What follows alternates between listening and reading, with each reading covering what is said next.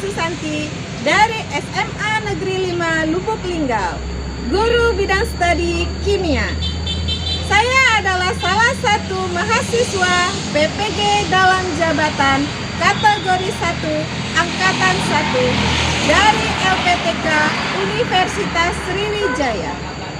Pada hari ini, saya akan mengambil video praktik pembelajaran mengenai materi termokimia, subbab reaksi eksoterm dan reaksi eksoterm. Video pembelajaran ini saya ambil pada tanggal 5 Oktober tahun 2022.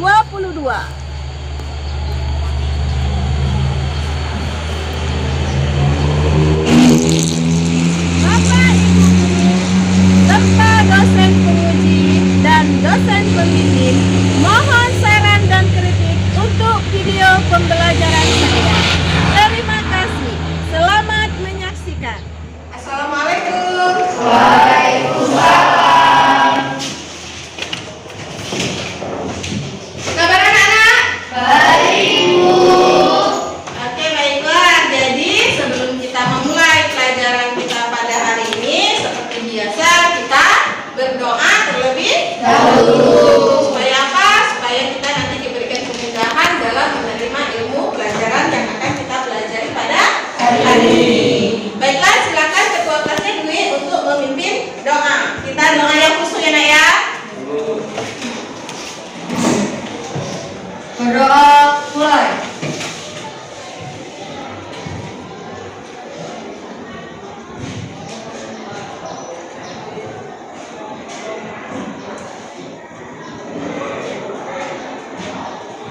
Berdoa selesai.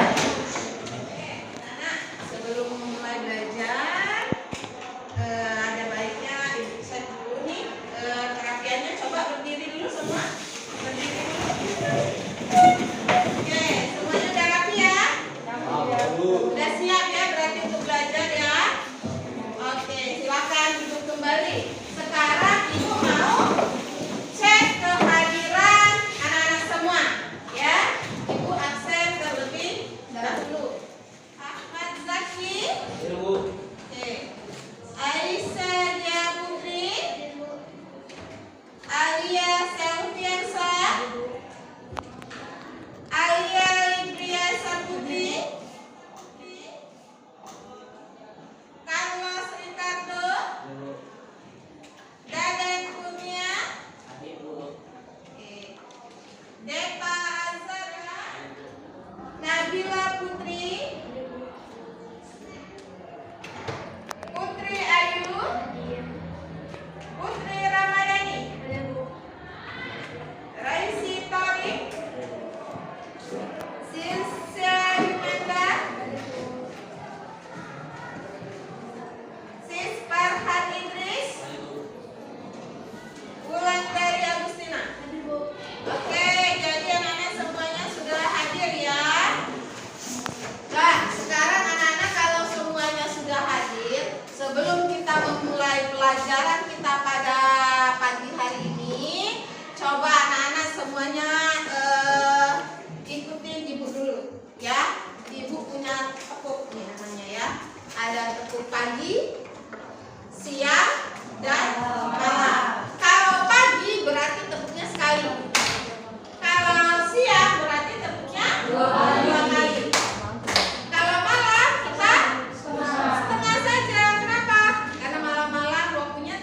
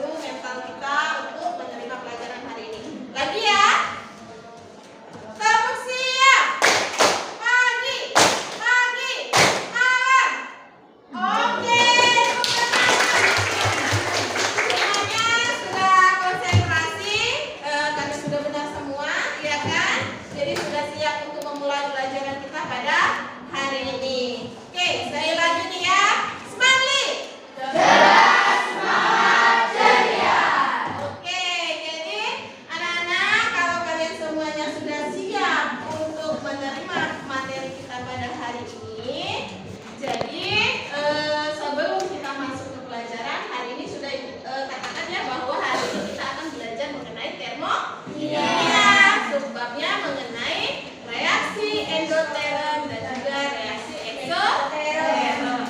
Sebelum masuk ke reaksi itu, sekarang Ibu mau tanya dulu nih mengenai pengetahuan awalnya dulu nih. Ya, nih pertanyaannya. Siapa yang tahu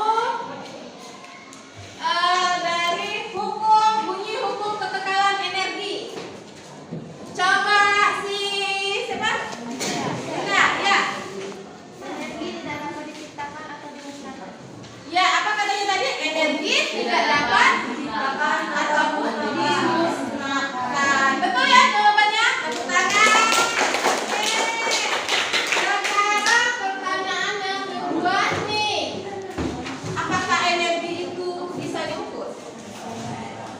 Ada yang bisa jawab? Tepuk tangan. Silakan. Energi tidak dapat diukur karena energi meliputi seluruh atom, seluruh elektron, dan komponen dari inti atom. Iya, jadi sebenarnya energi itu dari kata-kata awalnya tadi kan kita sudah tahu bahwa energi itu tidak bisa diciptakan juga tidak bisa dimusnahkan. Jadi energi itu sebenarnya tidak bisa kita ukur. Yang kita ukur itu adalah perubahannya. Ya, karena sebenarnya energi itu sudah ada awalnya. Ya, misalnya kalian hidupin motor, tiba-tiba motornya berjalan, itu kan harusnya ada energi, ya kan? Memang dia sudah ada, tapi kita rubah ke dalam bentuk lain. Misalnya kipas angin, begitu kita colokin, tiba-tiba dia berputar, ya kan? Itu berarti dari energi listrik dia jadi energi gerak, ya. Yang kita ukur nanti adalah perubahannya, ya.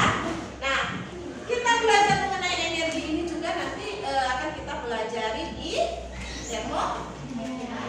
Sekarang perhatikan, ya. Ini apa nih?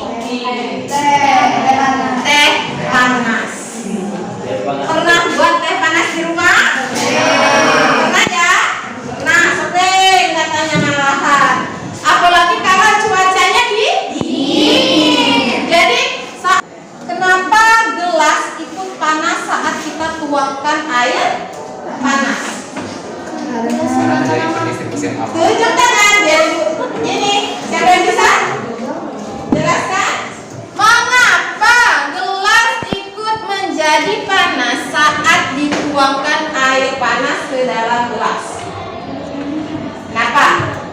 Boleh, silakan Ridho. Dari pendistribusian air. Iya, katanya terjadi pendistribusian panas. Jadi panas yang ada di air itu didistribusikan ke gelasnya. Ya, jadi ini ada terjadi perpindahan alur tadi. Ya, dari air panas ke gelasnya. Ya, inilah nanti yang akan kita pelajari juga mengenai perpindahan ini. Ya, perpindahan energi yang ada yang keluar, nanti ada energi yang masuk juga, ya, atau diserap nih kata si Carlos. Bagus sekali ya. Nah, jadi kalau kita mau belajar kita harus tahu dulu tujuan pembelajaran kita. Jadi tujuan pembelajaran kita untuk kompetensi dasarnya nanti ini akan menjelaskan konsep perubahan entalpi reaksi pada tekanan tetap dalam persamaan termokimia. Dengan IPK-nya yaitu memahami penerapan reaksi eksoteron dan endoteron dalam kehidupan sehari-hari. Kemudian kalian juga akan menganalisis konsep energi, apa itu kalor, sistem dan juga lingkungan. Ya, nah jadi ini tujuannya tadi apa? Kita belajar ini. Jadi tujuannya diharapkan anak-anak semua dapat menjelaskan secara mandiri nanti atau menjelaskan sendiri dan juga menganalisis itu minimal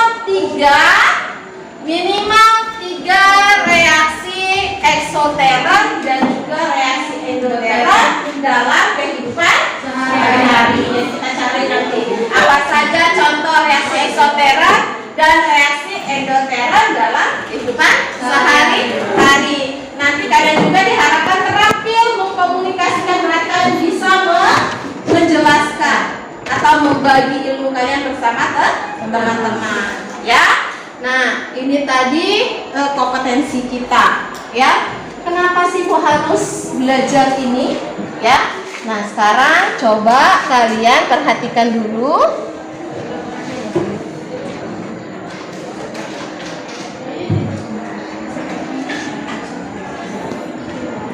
Video ini, ya. Di video kali ini aku ingin membahas salah satu topik yang cukup membuat banyak orang bingung, yaitu mana yang lebih bagus, kompres dingin atau kompres hangat. Kompres dingin atau kompres panas? Kompres ini mempunyai fungsi yang sama, yaitu untuk mengubah kecepatan dari peredaran atau aliran darah kalian. Dengan kompres dingin memperlambat peredaran atau aliran darah, dan kompres hangat melakukan sebaliknya, yaitu untuk mempercepat peredaran atau aliran darah kalian. Nah, kompres dingin dan kompres hangat ini mempunyai efek positif dan negatif. Kita mulai dari kompres dingin. Oke, efek positif dari kompres dingin adalah pertama untuk mengurangi rasa sakit, dan yang kedua untuk mengurangi atau mengecilkan bengkak atau pembengkakan yang terjadi setelah kita cedera. Tapi efek negatifnya adalah dengan melambatnya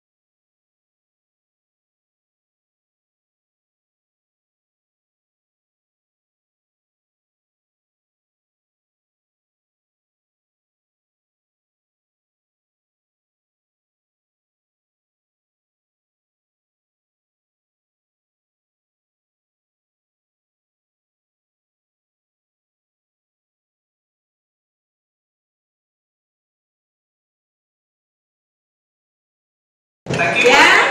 Oke, terima kasih. Ini tadi videonya.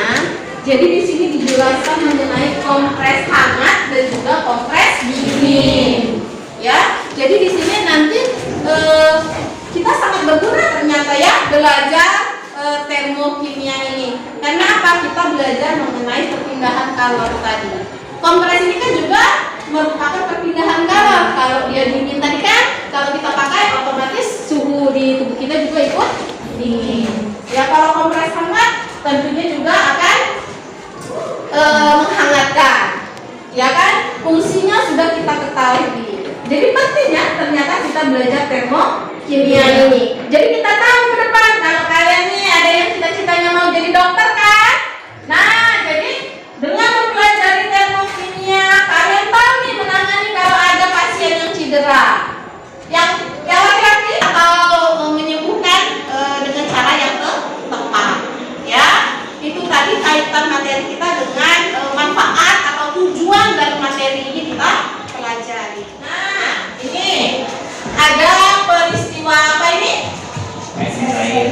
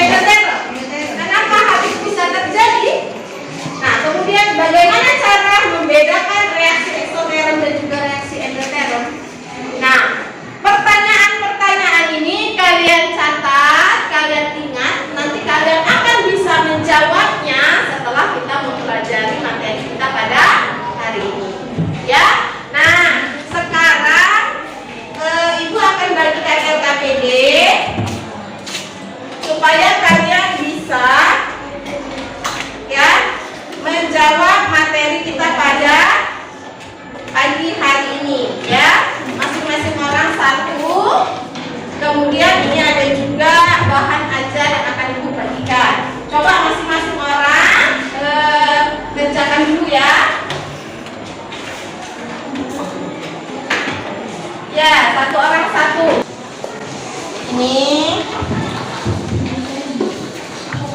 silakan. Nih, silakan. Nah, ya, coba jawab dulu pertanyaan-pertanyaan yang ada di LKPD itu, ya.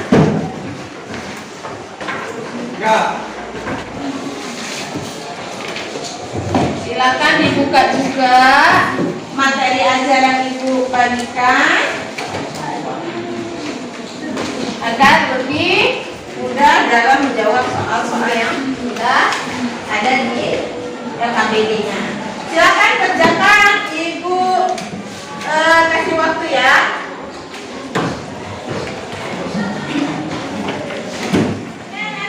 Perhatikan dahulu sebelum menjawab, ya. Gimana nih Bu menjawabnya? Itu sudah ada materi ajar, ya.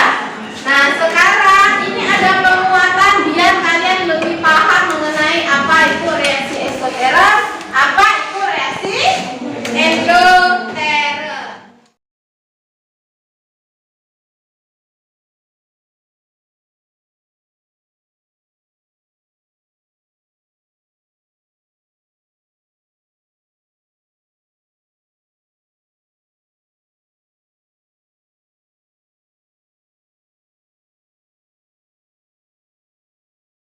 Oke, sekarang silakan jawab dulu pertanyaan yang tadi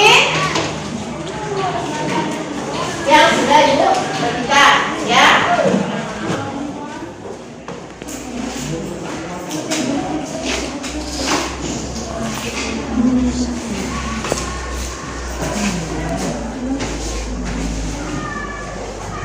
Oke, silakan jawab dulu. Bapak Ibu.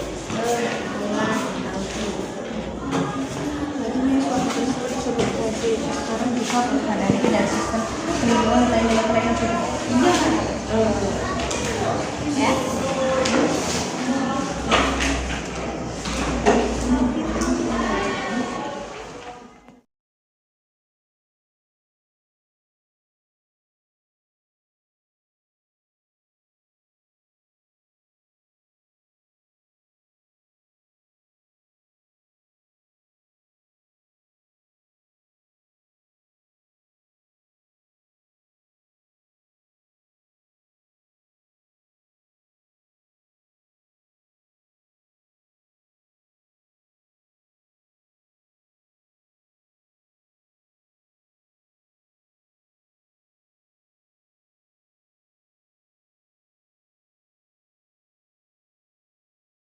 Nah, ini tadi pertanyaan kita tadi, ya kan? Nah, sekarang Ibu tanyakan dulu nih, yang bisa jawab silakan tunjukkan. Lingkungan adalah, sebelah sini dulu nih. Lingkungan adalah segala sesuatu di luar sistem dan dapat berpengaruh pada sistem. Iya, bagaimana jawabannya? Betul Pak? Betul ya.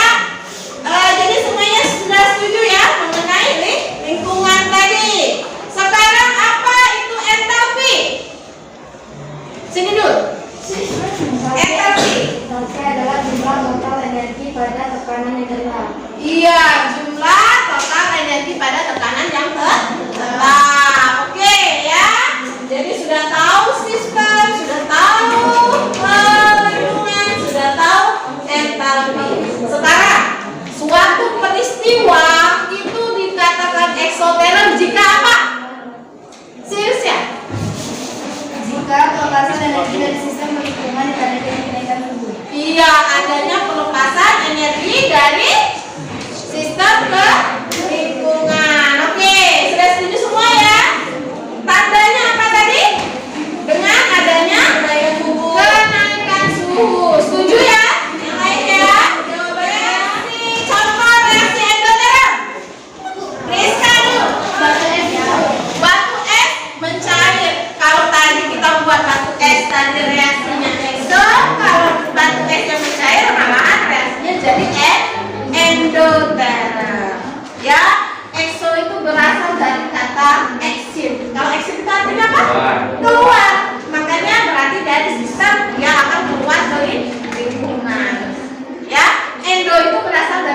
dalam. Ya, makanya dia dari luar masuk ke dalam. Sudah paham nih ya? Paham. Anak-anak sudah di kelompok. Ada tadi LKPD berikutnya mengenai tugas kelompoknya. Ya, kalian diskusikan ya mengenai reaksi-reaksi yang terjadi di kehidupan sehari-hari. Contoh dari reaksi eksoterm dan endoterm, serta jelaskan kalau dia ada reaksi atau kesamaan reaksinya. Kalau tidak ada, nggak apa-apa. Ya boleh. Ya, silakan tuliskan dulu. Nanti akan ada kelompok yang maju. Jelaskan 3 contoh reaksi eksoterm dan juga 3 contoh reaksi endoterm. Silakan kerjakan dulu.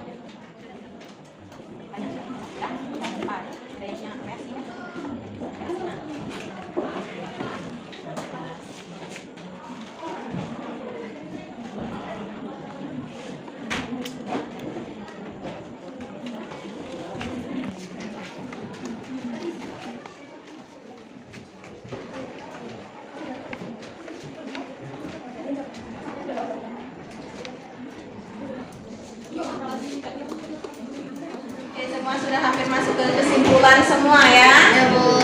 Jadi Sudah mesti jadi habis ini kita akan presentasi, kita diskusikan jawaban dari masing-masing kelompok ya.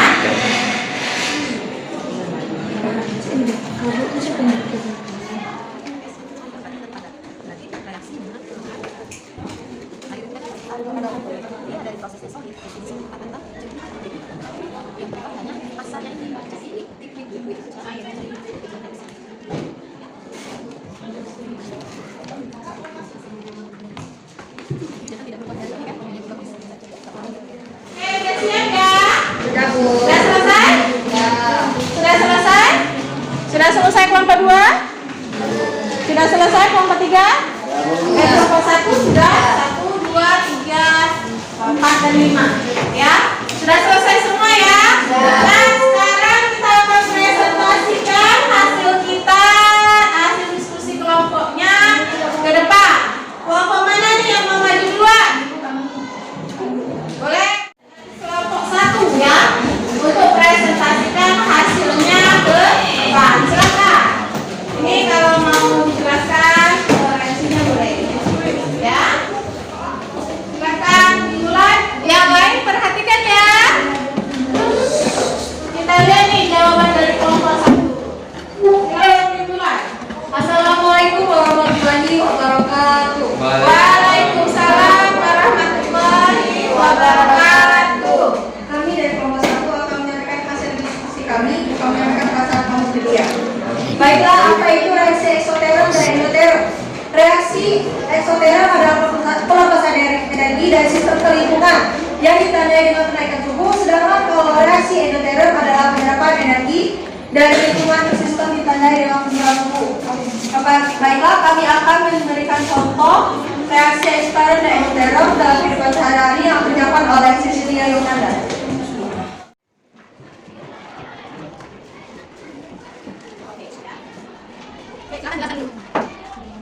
Dewi, jelaskan Dewi.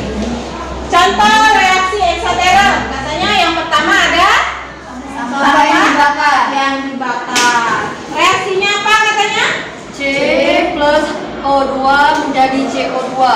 Ya, C ini dalam artian dia bentuknya karbon ya, sampahnya sudah bentuk karbon. Oke, sekarang yang kedua, Campur yang direaksikan dengan air. campur yang direaksikan dengan air. CaO plus H2O menjadi CaOH 2 kali. Oke, selanjutnya contohnya yaitu Kembang api. kembang api.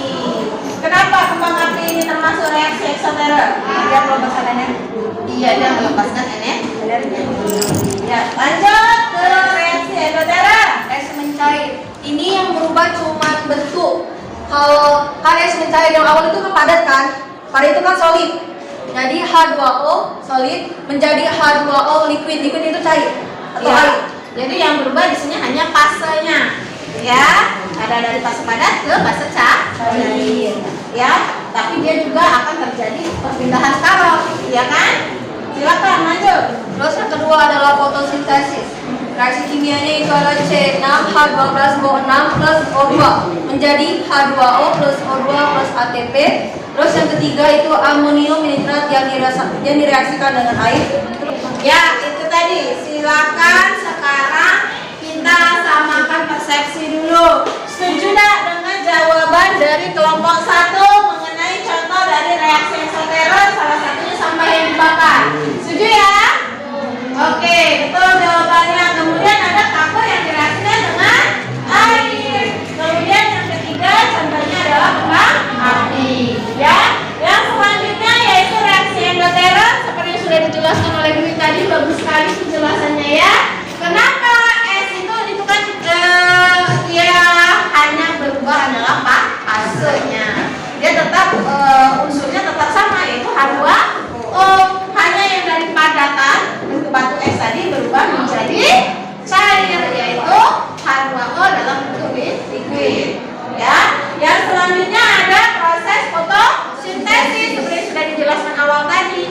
Dia menyerap kalor atau panas dari sinar matahari tadi. Ya, makanya dia termasuk reaksi endoterm. Jadi dari lingkungan yang panas tadi dia dirubah untuk membentuk makanannya ya, atau proses fotosintesis ini dia membutuhkan energi yang ada di luar atau kalori yang ada di luar sehingga dia termasuk reaksi endoterm dari lingkungan ke sistem. Selanjutnya amonium nitrat yang direaksikan dengan air ya, yang tadi sudah dijelaskan di awal. Ini biasanya terdapat dalam pulpen untuk kompres ya tadi ya. Jadi dia akan terasa dingin ya kan, kalau kita dekatkan, kalau kita berada di dekatnya di lingkungannya ya. Kemudian mendidihkan air panas. Oke, sudah setuju semua ya mengenai jawabannya? Oke, silakan berikan applause untuk kelompok 1. Oke, silakan kelompok 1, kita lanjutkan kelompok yang lain untuk presentasi ke depan. Baiklah, terima kasih atas perhatiannya. Wassalamualaikum warahmatullahi wabarakatuh. Waalaikumsalam warahmatullahi wabarakatuh. Silakan dulu. Kelompok mana lagi yang mau presentasi ke depan? Ya, silakan kelompok 2 lagi. Ya, Assalamualaikum warahmatullahi wabarakatuh. Waalaikumsalam warahmatullahi wabarakatuh. Kami dari kelompok 2 akan mempresentasikan hasil diskusi kami tentang contoh-contoh reaksi endoterm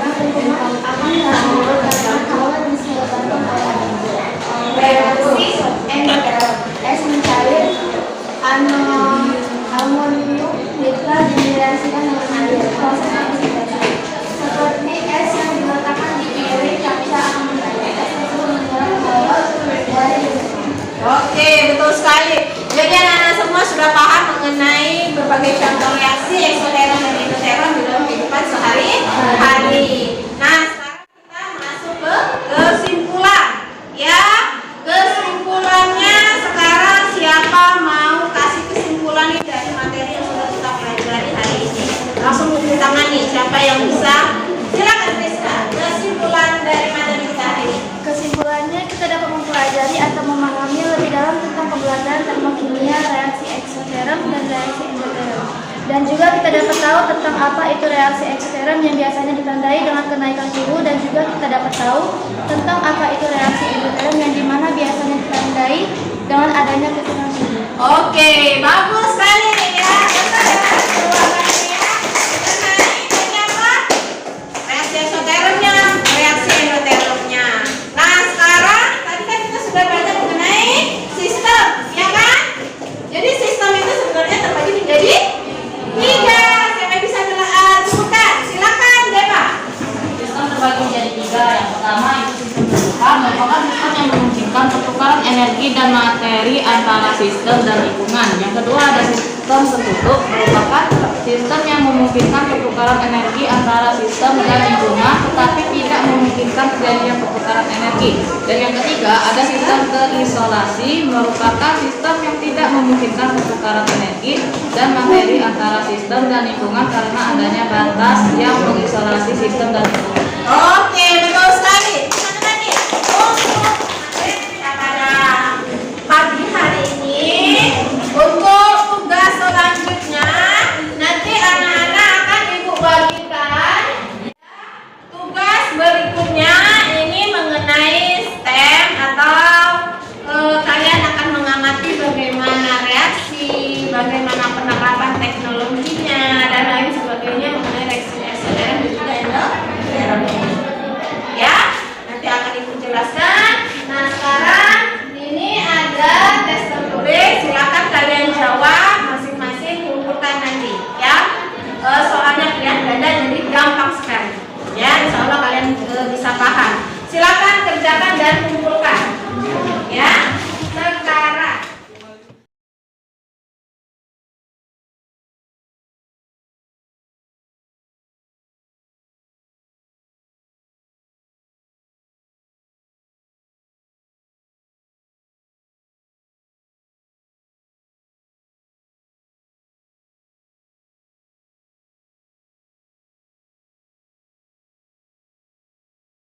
Kumpulkan di sini.